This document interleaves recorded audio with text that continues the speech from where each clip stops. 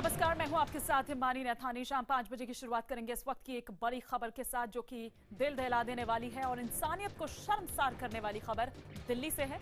दिल्ली से जिन 2 मासूम बच्चों को पुलिस ने बंद कमरे से बचाया था, अब उस मामले में सनसनीखेज खुलासा हुआ है कि शराबी पिता ने अपने 2 साल के मासूम बेटे को मुनक नहर में फेंक दिया था। इस बच्चे का शव 18 अगस्त को पुलिस ने बरामद किया था। यह खुलासा खुद आरोपी बबलू ने किया। इस पिता की हैवानियत का अंदाजा इसी बात से लगाया जा सकता है कि उसने बेटे को जिंदा ही नहर में फेंक दिया, जबकि पत्नी अभी भी लापता है। बता दें कि बबलू ने अपनी 2 मासूम बेटियों को कमरे में बंद करके मरने के लिए छोड़ दिया था। हमारे सहयोगी आनंद तिवारी इस पर और विस्तार से हमें जानकारी दे रहे हैं। आनंद, क्या कुछ अब पुलिस यहां पर कह रही है? पुलिस गिरफ्तार भी कर चुकी है बबलू को?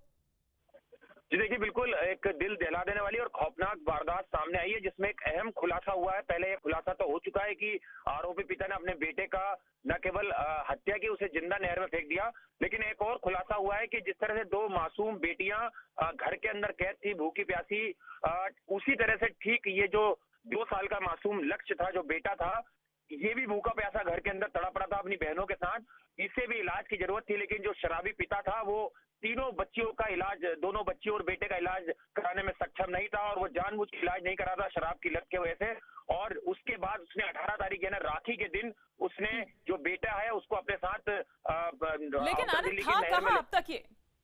जी देखिए, ये दिल्ली में ही छुपा हुआ था, और उसके बाद जब पुलिस ने इसके जो करीबी लोग हैं, जो इसके शराब की लत में इसके साथ शामिल थे, जब उनके पास पुलिस पहुंची और उससे पुलिस को क्लू मिला है कि कहां मिल सकता है, उसके बाद इसे पुलिस ने बाहरी दिल्ली से ही गिरफ्तार किया है। पुलिस के सामने इसने ये बात कबूल की है कि इसने आर्थिक हालात खराब होने के चलते और अपनी बीवी जो घर में कमाने वाली थी, वो जब घर छोड़ के चली गई थी, उसके बाद इसने ये तीनों बच्चों का भरण पोषण नहीं कर पा रहा था, उसने अपने बेटे की जान ली है, और उसके बाद दोनों मासूम बच्चियों घर में कैद कर वो फरार हो गया था।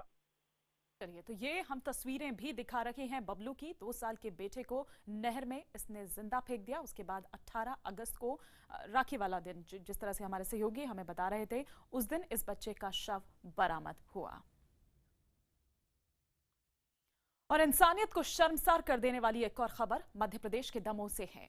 यहां पर छतरपुर से दमोह जा रही बस में एक महिला की मौत के बाद बस वाले ने पति और 5 दिन की मासूम के साथ शव को जंगल में छोड़ दिया।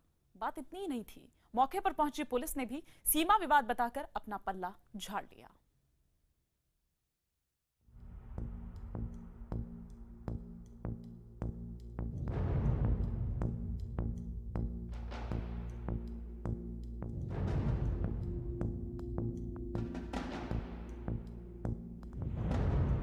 अपनों के मरने पर तो जानवर भी मिलकर शोक मनाते हैं, लेकिन दामोह में तो हम इंसानों की इंसानियत भी इससे गई गुजरी निकली, जहां पर भरी बस के लोगों ने अचानक हुई एक महिला की मौत के बाद उसका शव 5 दिन की बच्ची और उसके पति के साथ भरे जंगल में छोड़ दिया।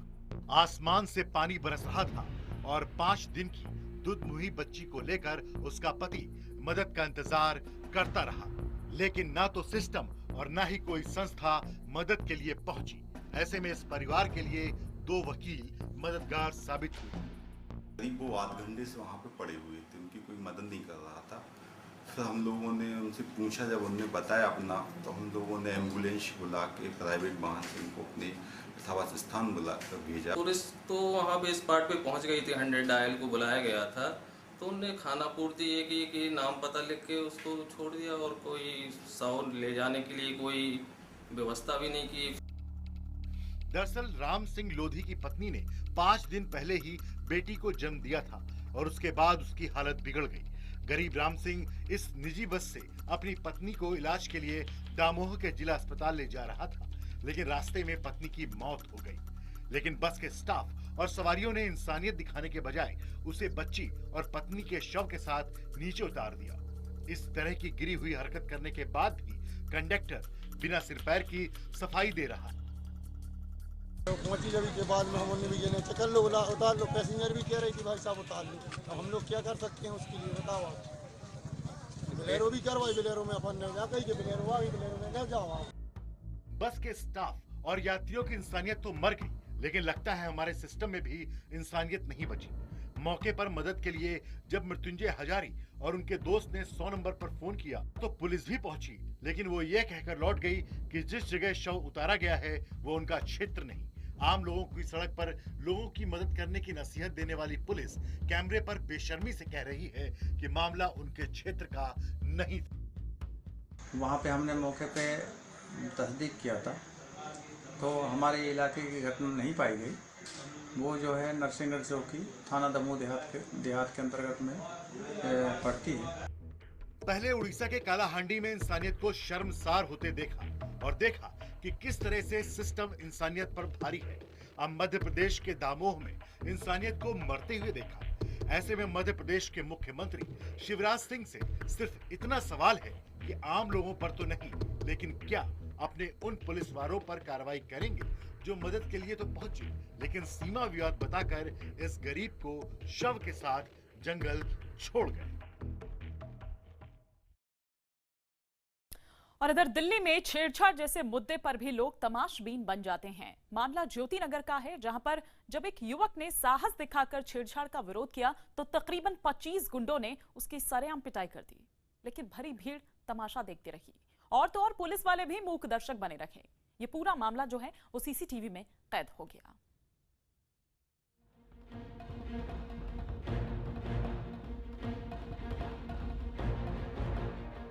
ये सीसीटीवी फुटेज दिल्ली के ज्योति नगर का है। वीडियो में पिट रहे शख्स का गुनाह सिर्फ इतना था कि उसने लड़कियों के साथ हो रही छेड़छाड़ का विरोध किया था।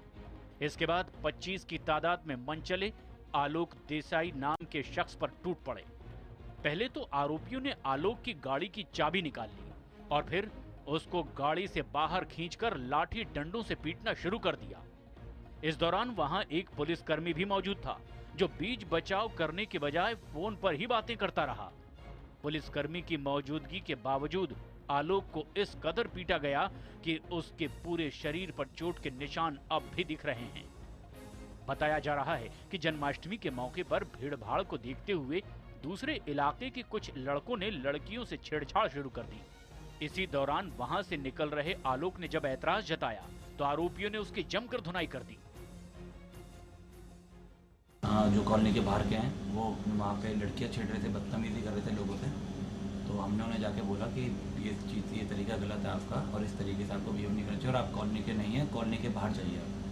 तो इतने में एक लड़के ने फ़ोन किया, फ़ोन पे पता नहीं उसने किससे क्या बात करी। फिर हम इतने में हम कॉलोनी से बाहर जाने वाले थे। जैसे हम कॉलोनी के गेट पे पहुँचे, गेट पे पहुँच के एकदम से 20-25 लड़के एकदम से आते हैं, गाड़ी की चाबी निकाल लेते हैं और अंधाधुंध डंडों से लातों से सबसे मारना शुरू कर देते हैं। इलाके में छेड़छाड़ का सिलसिला काफी दिनों से चल रहा है। लड़के अक्सर यहाँ लड़कियों से छेड़छाड़ करते हैं, जिससे घरेलू और कामकाजी महिलाओं को काफी परेशानी उठानी पड़ती है। पुलिस की चुप्पी के चलते मंचलों के हौसले बुलंद हैं। कौन लोग थे, कहाँ इलाके के थे, कहाँ के? इलाके के बाहर के थे। कोई कह रहा है मीत नगर, मैंने आज तक किसी को नहीं देखा उनमें से। अच्छा, क्या कर रहे थे यहाँ पे? मतलब आवारागर्दी करने आते हैं, सब बताते हैं, रोज आते हैं ये लोग। घटना का सीसीटीवी फुटेज सामने आने के बाद पुलिस ने अब तक सिर्फ 2 आरोपियों को ही गिरफ्तार किया है, जबकि एक नाबालिग को हिरासत में लिया गया है। हालांकि सीसीटीवी फुटेज में दिख रहे पुलिसकर्मी पर अब तक लापरवाही बरतने के लिए कोई कार्रवाई नहीं की गई है। दिल्ली से सटे गुड़गांव में मंचलों पर पुलिस की गाज गिरी। कई दिनों से छेड़छाड़ और अश्लील फप्तियों की शिकायत के बाद पुलिस ने ऑपरेशन रोमियो चलाया और तकरीबन 50 मंचलों को महिलाओं से बदसलूकी करने के आरोप में गिरफ्तार कर लिया।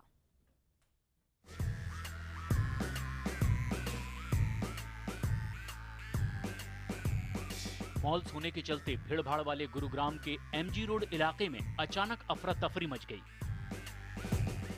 कई दिनों से महिलाओं से छेड़छाड़ और अश्लील फप्तियों की शिकायत मिलने के बाद हरियाणा पुलिस ने शुक्रवार रात एक बार फिर ऑपरेशन रोमियो चलाया। इस दौरान सड़कों पर शराब और बियर की बोतलें थामकर अश्लील फप्तियां कसते मंचलों पर पुलिस का डंडा भी खूब चला। ऑपरेशन रोमियो के दौरान सादे कपड़े में तैनात पुलिसकर्मियों ने मंचलों की धरपकड़ शुरू कर दी और इस दौरान शराब के नशे में धुत कई मंचलों ने ड्रामा भी किया। हालांकि पुलिस की सख्ती के सामने कई मंचलों ने चुप रहने में ही अपनी भलाई समझी। 2 घंटे के ऑपरेशन के दौरान 50 मंचलों को गिरफ्तार किया गया। इसमें 50 मंचलों को अब तक काबू किया गया है। 2 घंटे हमने ये ऑपरेशन चलाया। 2 घंटे में 50 लड़कों को काबू किया गया मौके से, जो कि अश्लील फप्तियां कस रहे थे और हरकतें कर रहे थे। गुरुग्राम में हरियाणा पुलिस की रोमियो फ्री ड्राइव के चलते बाजार के लिए निकली कई महिलाओं के चेहरे पर सुकून देखने को मिला। अक्सर महिलाओं के खिलाफ अपराध और छेड़छाड़ की वजह से सुर्खियों में रहने वाले गुरुग्राम में पुलिस के अभियान के चलते आम लोगों ने राहत की सांस जरूर ली होगी। और इधर जम्मू कश्मीर की मुख्यमंत्री महबूबा मुफ्ती ने कश्मीर के तनाव को लेकर दिल्ली में प्रधानमंत्री नरेंद्र मोदी से मुलाकात की। पीएम से मुलाकात करने के बाद महबूबा ने कश्मीर के लोगों से शांति की अपील तो की ही, लेकिन साथ ही पाकिस्तान को भी घाटी में हालात खराब करने के लिए दोषी ठहराया। जो लोग इस वक्त सड़कों पे नौजवानों को उकसाते हैं कि आप जाके कैंप के अंदर घुस जाओ, कैंप पे हमला करो, मुझे लगता है उनको इंटरेस्ट नहीं है बातचीत से। ये लगातार दूसरा मौका है जब महबूबा मुफ्ती ने कश्मीर में माहौल खराब करने के लिए न सिर्फ पाकिस्तान को खरी खरी सुनाई है, बल्कि जिम्मेदार भी ठहराया है। दिल्ली में प्रधानमंत्री नरेंद्र मोदी से मुलाकात के बाद महबूबा ने कहा कि कश्मीर की राज्य सरकार और केंद्र दोनों ही घाटी में शांति और अमन चाहते हैं, लेकिन मुश्किल ये है कि पाकिस्तान और घाटी में वो अलगाववादी जिनके इस अशांति से निजी हित जुड़े हुए हैं, वो नहीं चाहते कि हालात सुधरें। और यही कारण है कि वो हमारे गरीब नौजवानों को पुलिस स्टेशन और सीआरपीएफ कैंप पर हमला करने के लिए उकसाते हैं। बातचीत उन्हीं से हो सकती है जो बातचीत करना चाहे। जो लोग इस वक्त सड़कों पे नौजवानों को उकसाते हैं कि आप जाके कैंप के अंदर घुस जाओ, कैंप पे हमला करो, मुझे लगता है उनको इंटरेस्ट नहीं है बातचीत से। वो खून खराबा चाहते हैं। वाजपेयी जी ने पाकिस्तान के साथ ताल्लुकात अच्छे हुए, सीज फायर हुआ, हुर्रियत के साथ बातचीत हुई, मगर कहीं ना कहीं वो सिलसिला रुका और आज हम ये हालात देख रहे हैं। पर मुझे उम्मीद है मोदी जी 2008 या 2010 में जिस तरह यूपीए सरकार बाद में भूल गई, मुझे उम्मीद है वो ये इस चीज को नहीं भूलेंगे। सबके लिए ये कंसर्न की बात है, प्राइम मिनिस्टर के लिए भी है, और वो चाहते हैं कि ये खून खराबा रुक जाए। मेरी आपसे भी गुजारिश है, जो मीडिया यहाँ पर है, मुझे मेरी मदद कीजिए। मैं आपसे भी कहूंगी, मुझे मौका दीजिए। और मैं कश्मीर में उन बच्चों से भी कहती हूँ जो मेरे जुलूसों में आगे पीछे होते थे, मैं उन जवानों से भी गुजारिश करती हूँ, मुझे मौका दो। इस बीच श्रीनगर में पिछले 50 दिनों से कर्फ्यू जारी है और फिलहाल हालात सामान्य होते दिखाई नहीं दे रहे हैं।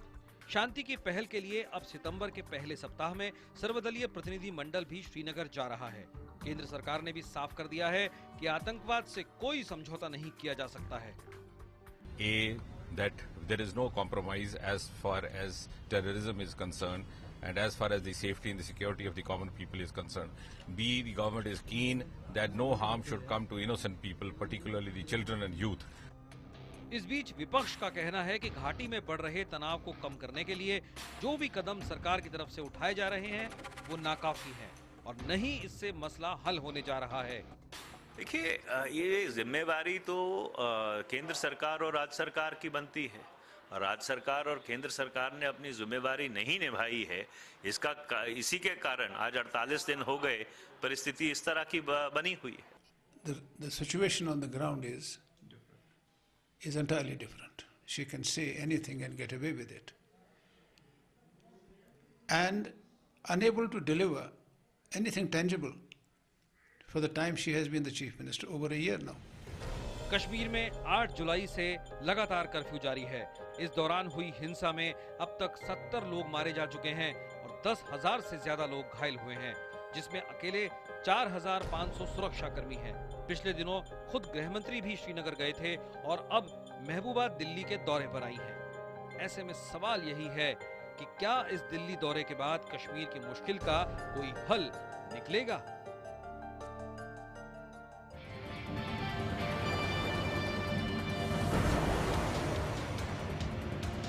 और इधर संयुक्त राष्ट्र में कश्मीर मुद्दे पर जब सफलता नहीं मिली तो अब पाकिस्तान ने भारत की छवि खराब करने के लिए विश्व स्तर पर मुहिम चलाने की साजिश रचने का फैसला किया है। पाकिस्तान के प्रधानमंत्री नवाज शरीफ ने 22 सांसदों की एक टीम बनाई है जो कि कश्मीर मुद्दे पर विश्व के अलग अलग देशों में जाकर भारत की छवि खराब करने की ये जो है मुहिम चलाई है। भारत की छवि खराब करने की एक कोशिश है। कश्मीर मुद्दे पर पाकिस्तान को हर जगह मुंह की खानी पड़ी है।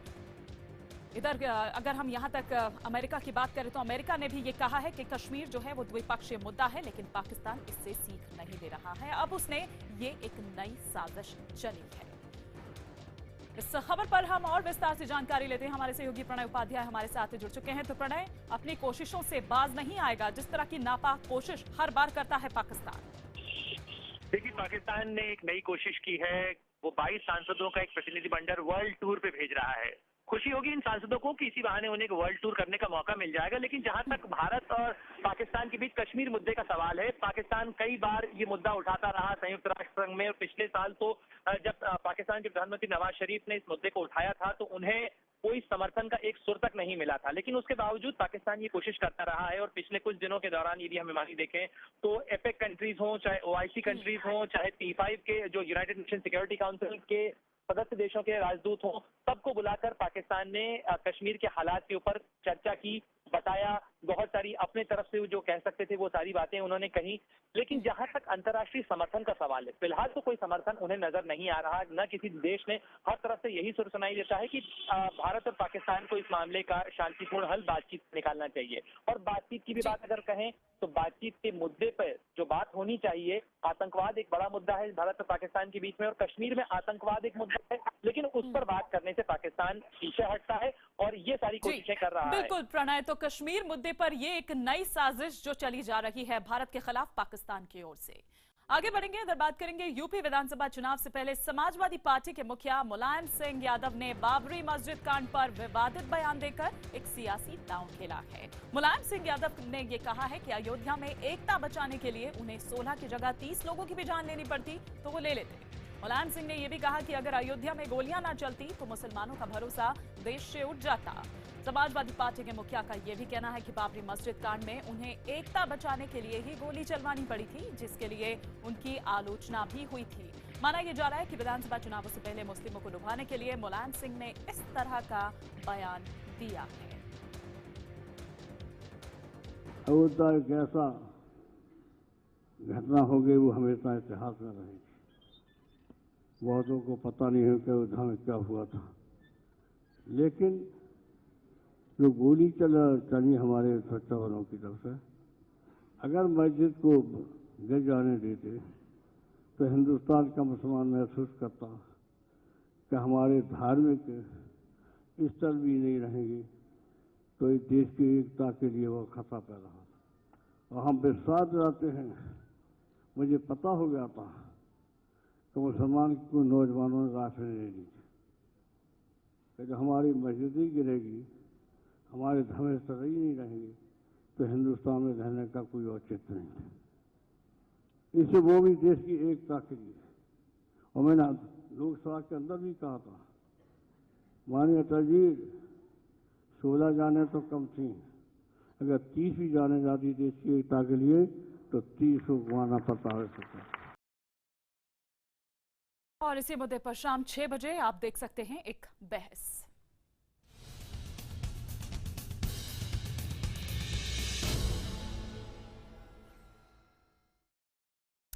और इधर मध्य प्रदेश सरकार ने एक अजीबोगरीब फरमान जारी करके नया विवाद खड़ा कर दिया है। यह फरमान मध्य प्रदेश के शिक्षा विभाग का है। इसके मुताबिक राज्य के ओपन स्कूल के दैनिक वेतनभोगी कर्मचारियों को छुट्टी धर्म के आधार पर मिलेगी, यानी मुस्लिम त्योहारों पर मुसलमानों को छुट्टी मिलेगी, जबकि हिंदू जो त्योहार है उस पर हिंदुओं को छुट्टी दी जाएगी। इस तरह कर्मचारियों के लिए 3 राष्ट्रीय अवकाश, 5 त्योहारी अवकाश और 7 आकस्मिक जो अवकाश हैं उनका ऐलान किया गया है। लेकिन सरकार के इस आदेश का विरोध होना भी शुरू हो गया है।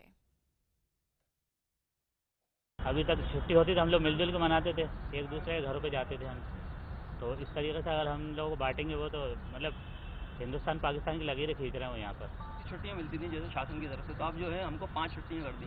अब जो है मैं तो इसका विरोध करना चाहूँगा। हम तो इसका विरोध करते हैं कि ये गलत बात है कि छुट्टियाँ तो सबको देनी चाहिए, चाहे हिंदू हो मुस्लिम हो, सबका त्यौहार और सबका होता है। इन दैनिक वेतन भोगियों को 15 छुट्टी मिलती थी, उन्होंने काट के 5-5 कर दी और उसमें भी बंटवारा कर दिया है।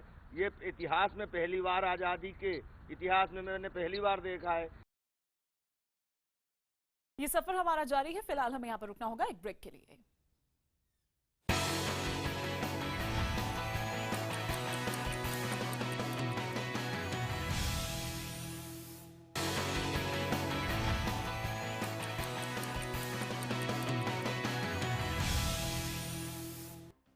यूपी की अखिलेश सरकार ने लखनऊ के डीएम राजशेखर का बरेली तबादला कर दिया है। वैसे तो यूपी सरकार ने 21 लोगों का तबादला किया है, लेकिन इस तबादले को लेकर सवाल इसलिए खड़े हो रहे हैं क्योंकि राजशेखर ने ही पिछले दिनों मुलायम सिंह के कुनबे को फायदा देने वाले एलडीए के फैसले का विरोध किया था। सूत्र ये बता रहे हैं कि उन्हें फैसले का विरोध करने की सजा दी गई है। शुक्रवार की रात यूपी की अखिलेश सरकार ने 21 आईएएस अधिकारियों के तबादले कर दिए, लेकिन उनमें से चौंकाने वाला नाम लखनऊ के डीएम राजशेखर का है। अब सवाल ये उठ रहा है कि क्या उन्हें सच बोलने की सजा दी गई है, क्योंकि राजशेखर वही डीएम है जिन्होंने पिछले दिनों मुलायम सिंह के कुनबे और दूसरे 73 रसूखदारों की जमीन का लैंड यूज बदलने पर लखनऊ विकास प्राधिकरण की बैठक में जोरदार विरोध किया था। राजशेखर देश के उन 3 बेहतरीन जिला अधिकारियों में से हैं जिन्हें पीएम अवार्ड से भी सम्मानित किया जा चुका है। हालांकि यूपी की अखिलेश सरकार इसे नियमित तबादला बता रही है। सांसद तो सतत प्रक्रिया है और ज़्यादा दिन रह भी नहीं सकते हैं, 3 साल तो रह भी नहीं सकते हैं। अब हमारे डीएम साहब अच्छा काम कर रहे हैं, यहाँ पे सभी काम अच्छे कर रहे हैं। तो दिल्ली में गए हैं, बरेली गए हैं। दरअसल पिछले दिनों लखनऊ विकास प्राधिकरण ने डीएम राजशेखर के विरोध के बावजूद 73 जमीनों के कॉमर्शियल इस्तेमाल के लिए नियम बदले थे, जिसके चलते यूपी के सिंचाई मंत्री शिवपाल सिंह यादव, मुलायम सिंह यादव की पत्नी साधना गुप्ता और इन्हीं के प्लॉट पर बेटे प्रतीक यादव का मॉल है, यानी फायदा प्रतीक यादव को भी हुआ है। इसके अलावा पूर्व बीजेपी सांसद लालजी टंडन और एलडीए की उप सचिव अम्बे बिष्ट के साथ ही यूपी के सूचना आयुक्त अरविंद सिंह बिष्ट को भी फायदा हुआ है। लेकिन तबादले पर सवाल इसलिए भी खड़े हुए हैं क्योंकि लखनऊ के नए डीएम लखनऊ विकास प्राधिकरण के वीसी सत्येंद्र सिंह को बनाया गया है। सत्येंद्र सिंह वही व्यक्ति हैं जिन्होंने बैठक में माननीयों की जमीनों के कॉमर्शियल इस्तेमाल के लिए नियम बदलने की सिफारिश की थी और इसका फायदा उनकी पत्नी को भी मिला था। जिस तरह से विवादों में रहे अधिकारी की प्रोन्नति दी गई, पदस्थापना की गई, उससे स्पष्ट संदेश है कि जो लोग सैफई परिवार के नजदीक हैं उन्हें ही पदस्थापना बेहतर जगहों पर मिलेगी। सत्येंद्र सिंह पर पेटीकोट घोटाला और गोमती नगर में प्लॉट आवंटन में धांधली को लेकर पहले भी कई गंभीर आरोप लग चुके हैं और ऐसे में अगर राजशेखर जैसे बेहद ईमानदार छवि वाले अधिकारी को हटाकर विवादों से घिरे व्यक्ति को लखनऊ का डीएम बनाया जाएगा तो तबादले को लेकर सवाल तो खड़े होंगे ही। यूपी में बलात्कार जैसे संगीन अपराध कम होने का नाम नहीं ले रहे हैं। बरेली में लूट के बाद महिला के साथ गैंगरेप मामले में पुलिस ने 6 आरोपियों को गिरफ्तार कर लिया है। हालांकि इस घिनौने अपराध को अंजाम देने के बावजूद आरोपियों के चेहरे पर किसी तरह का कोई पश्चाताप नहीं था।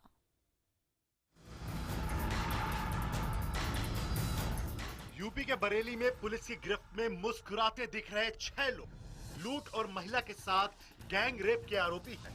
हालांकि इनके अंदाज से ये तो साफ हो गया कि इनको अपने किए पर कोई पछतावा नहीं है। आपराधिक इतिहास वाले इन आरोपियों ने शातिर अंदाज में पहले तो एक महिला को लूटा और फिर उसके बच्चों के सामने उसके साथ गैंग रेप किया। आरोप के मुताबिक वारदात को अंजाम देने से पहले आरोपियों में शामिल एक शख्स ने महिला के पति को फोन किया और खुद को क्राइम ब्रांच से बताते हुए आरोपी ने पति से कहा कि उसका मोबाइल नंबर सर्विलांस पर है, इसलिए कुछ देर के लिए वो अपना मोबाइल फोन बंद कर दे। इसके बाद 2 आरोपी महिला के घर पहुंचे और उसे पति की झूठी पिटाई की खबर देकर अपने साथ ले गए। आरोपियों महिला को सुनसान जगह ले गए और फिर उसके साथ 3 लोगों ने गैंग रेप की। इस दौरान विरोध करने पर आरोपियों ने दोनों बच्चों पर गन रखकर जान से मारने की धमकी भी दी। मेरे पास फोन आया 9:47 पे घर से पहुंचे मेरी बीवी का कि तुमने 2 आदमी कौन भेजे थे, 3 आदमी। तो मैंने कि मैंने तो कोई नहीं भेजे। तो कह रहे मेरे साथ में मेरा सब जेवर छीन लिया और जो भी माल था सब ले लिया और मेरे साथ गलत काम करा। उन्होंने मेरे बच्चे की गर्दन दाब ली और मेरा मुंह बंद कर लिया कि अगर तू धुंध मचाएगी इस बच्चे को जान से मार देंगे हम। इसी बीच प्लाट कहीं ले गए थे, उधर तीसरा एक आदमी आया था, उन्होंने मेरे साथ गलत काम किया और सब माल जेवर छीन लिया। वारदात के बाद शिकायत करने पहुंची महिला ने लोक लाज के चलते सिर्फ अपने साथ लूट की ही जानकारी दी। थाने से वापस लौटने के बाद महिला ने अपनी आप बीती पति को सुनाई, जिसके बाद पति ने पुलिस को लूट के साथ गैंग रेप की भी जानकारी दी। पति से जब पूछा गया तो उसने बताया कि इस नंबर से कॉल आई थी। नंबर को ट्रेस बैक किया, तब ये सारे लोगों को उससे खुलासा हुआ उनके नामों का और वो पकड़े गए हैं। बताया जाता है कि इनके पास से कुछ बरामदगी भी हुई है और कई और मामलों में भी इनके खुलासे होने की आशंका है। बुलंदशहर गैंगरेप मामले में हाथ जला चुकी यूपी पुलिस ने तुरंत कार्रवाई करते हुए आरोपियों को गिरफ्तार कर लिया। हालांकि इस घटना से एक बार फिर कानून व्यवस्था के सवाल पर यूपी पुलिस के साथ साथ यूपी सरकार भी घेरे में आ गई है। और अब बात बाढ़ की। बिहार और यूपी की ज्यादातर नदियों का जलस्तर घटा है, लेकिन गांवों और निचले इलाकों के हालात अब भी खराब हैं। लोगों के घरों में पानी भरा हुआ है, जिसके चलते लोगों को छतों पर आसरा लेना पड़ रहा है। सबसे ज्यादा बाढ़ की मार किसानों पर पड़ी है। धान की फसल के साथ साथ केले की फसल भी बर्बाद हो गई है।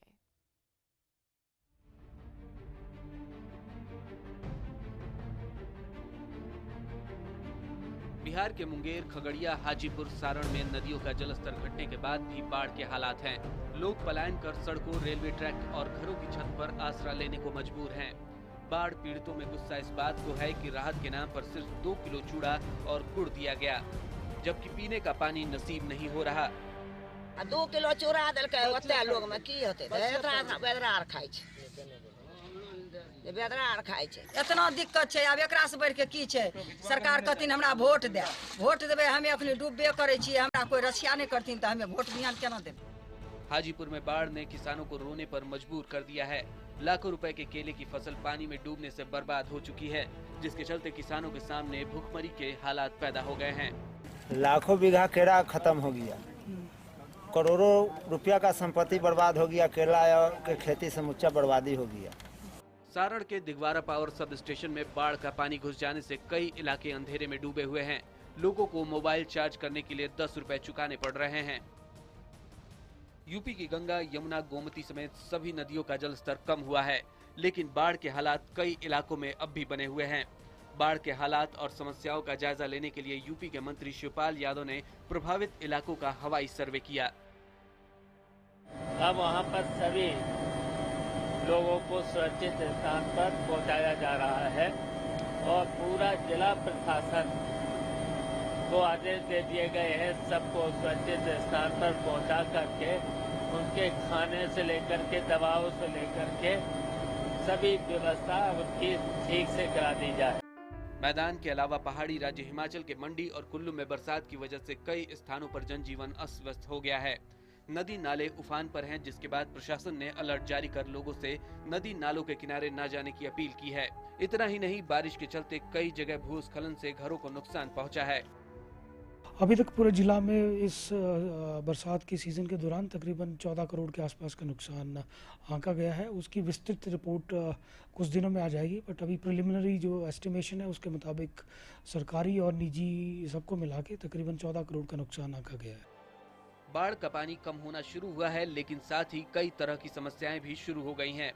बाढ़ पीड़ितों को 2 जून की रोटी के साथ साथ अब महामारी की आशंका सताने लगी है। एक ब्रेक के लिए हमें यहाँ पर रुकना होगा, लेकिन ब्रेक के बाद जब लौटेंगे तो बात होगी दिल्ली एनसीआर की, जहां पर आजकल बुखार का खौफ फैला हुआ है।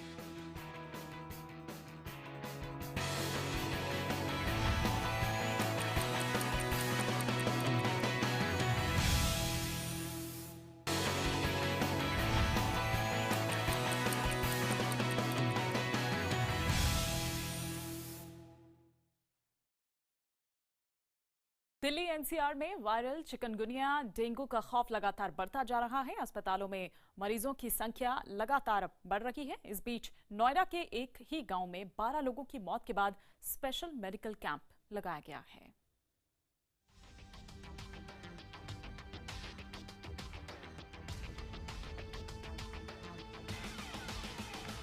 बरसात के मौसम के साथ ही दिल्ली एनसीआर में बुखार का खौफ भी बढ़ गया है। दिल्ली एनसीआर में हालात ये हैं कि हर दूसरे घर में कोई ना कोई बुखार से पीड़ित है। पहले वायरल की मार और फिर डेंगू और चिकनगुनिया का खौफ लोगों को इस कदर डरा रहा है कि अस्पतालों में मरीजों की तादाद लगातार बढ़ती जा रही है। दिल्ली से सटे नोएडा में तो वायरल बुखार अब किलर बुखार बन गया है। नोएडा के सराफाबाद गांव में पिछले 2 महीनों में 20 लोगों की मौत हो गई है। हालांकि सरकारी आंकड़े 12 लोगों की मौत बता रहे हैं। गांव वालों का दावा है कि ये मौत रहस्यमय बुखार के चलते हुई है, लेकिन प्रशासन का कहना है कि ये वायरल बुखार है। ये किलर वायरल बुखार इतनी तेजी से फैल रहा है कि पिछले 2 दिनों में गांव के 1150 लोगों को हेल्थ कैंप में भर्ती कराया गया। साथ ही साथ जांच के आदेश भी दिए गए हैं, लेकिन लोगों की शिकायत है कि ज्यादातर मौत इसलिए हो गई क्योंकि उन्हें प्रशासन की तरफ से इलाज वक्त पर नहीं मिल पा रहा है। सरकारी हॉस्पिटल जो है उन्होंने हमें स्टेशन तक नहीं दिया, ले गए वहाँ पे, लेकिन उन्होंने स्टेशन तक भी नहीं दिया।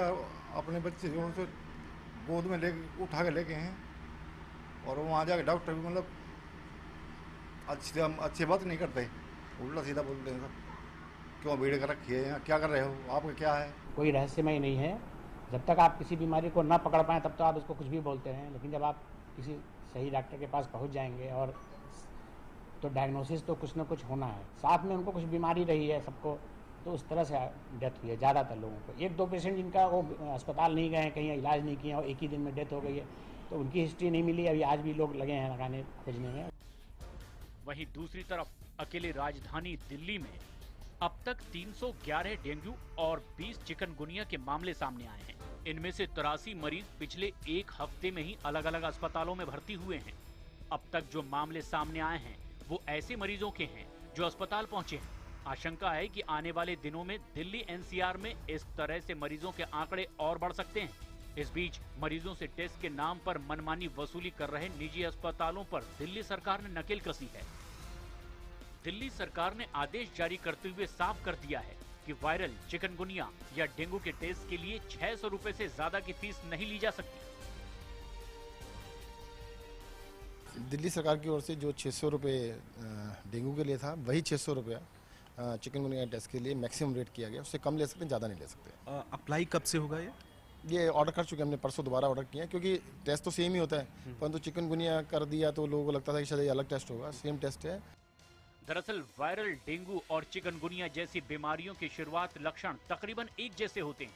मसलन तेज बुखार, सिर और हाथ पैर में दर्द, उल्टी आना वायरल चिकनगुनिया और डेंगू के लक्षण हैं और इसी के चलते सही समय पर इलाज नहीं हो पाता। नतीजा जानलेवा हो जाता है। यही कारण है कि पिछले साल दिल्ली में डेंगू से 15,867 मामले सामने आए थे और 60 लोगों की मौत हो गई थी। और इधर बॉम्बे हाईकोर्ट के आदेश के बावजूद रेलवे प्लेटफॉर्म को ऊंचा करने के काम में रेलवे सुस्त चाल से ही चल रहा है। आलम यह है कि अब भी 45 प्लेटफॉर्म्स ऐसे हैं जो कि जानलेवा साबित हो रहे हैं। IBN 7 ने भी इन स्टेशंस की पड़ताल की जो यात्रियों के लिए जानलेवा बने हुए हैं।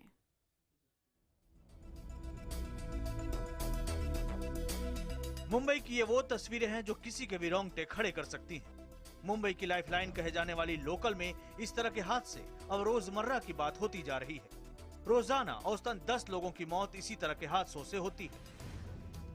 लगातार हो रहे हादसों के चलते बॉम्बे हाईकोर्ट ने रेल विभाग को फटकार लगाते हुए जल्द से जल्द प्लेटफॉर्म की ऊंचाई बढ़ाने को कहा था, लेकिन रेलवे का मामला रोज चले 2.5 कोस वाला मामला है।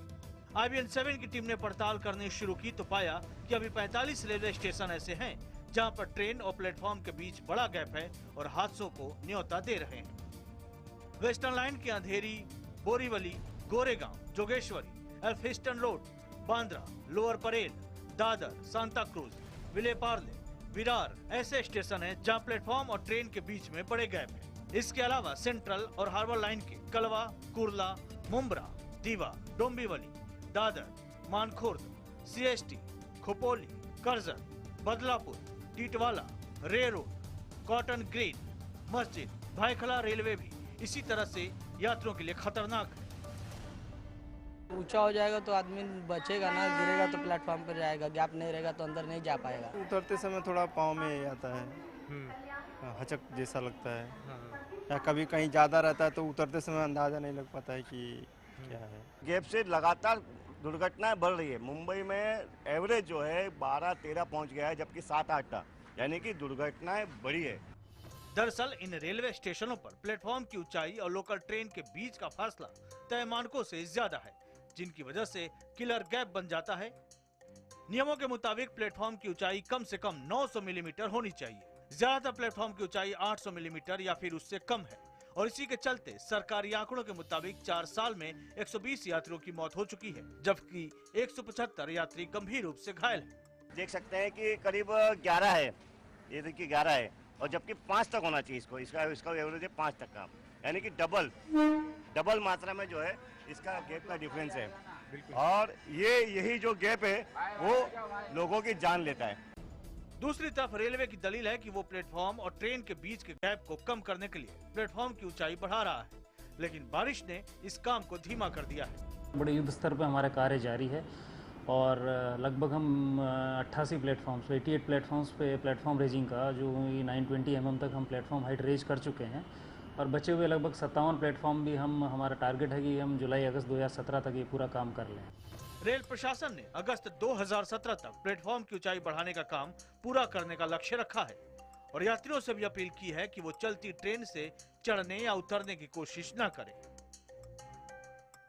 हाईकोर्ट की फटकार के बावजूद भी इन किलर गैप्स को भरने का काम कछुए की गति से जारी है। अगर जल्द इन खतरनाक प्लेटफॉर्म्स की ऊंचाई नहीं बढ़ाई गई तो यूं ही हादसे किलर गैप में फंसकर यात्रियों को अपनी जान गंवाना पड़ता रहेगा। कैमरामैन विनायक दलवी के साथ दिनेश मौर्य, मुंबई, IVN7। और अब बात हमारे प्राइम टाइम शो हम तो पूछेंगे कि आज के बड़े सवाल की। आज का सवाल यह है कि क्या पाकिस्तान को सबक सिखाए बिना कश्मीर समस्या का हल नहीं होगा? आप अपनी राय हमें #HTP और #कश्मीर संकट पर दे सकते हैं।